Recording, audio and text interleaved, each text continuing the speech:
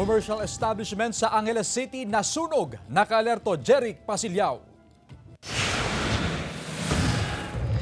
Nasunog ang isang tindahan ng tiles sa Barangay Lourdes, Northwest Angeles City, Pampanga kahapon. Sa inisyal na investigasyon, unang sumiklab ang sunog sa likurang bahagi ng establishmento hanggang sa kumalat. Bukod sa tiles, may mga ibinebenta rin na iba't ibang klase ng ilaw sa establishmento. Nagising na lang daw yung mga stay-in doon na malaki na yung apoy. Doon nga doon sa portion na parang pinaka-storage nila ng mga ilaw-ilaw. Marami kasing stock doon kaya doon nag-concentrate yung apoy. May mga insulator na gawa rin sa plastic. Yung naging cause bakit mabilis kumalat. Sa laki ng sunog, kinailangan pang isara ang mga kalsada upang bigyang daan ng mga fire truck. Tumagal ng 2 oras ang sunog. Inaalam pa ng BFP ang sanhi ng sunog at kung magkano ang halaga ng danyo sa insidente. Kaya yung mga hindi na ginagamit ng mga nakasaksak, laging punutin para sigurado. Yung mga stock dapat nasa maayos na pagkakaayos, lalo sa mga komersyal. Walang naitalang nasaktan sa insidente. Swerte rin na hindi nadamay ang mga katabing establishmento. Jeric Pasilyao, 1 North Central Luzon.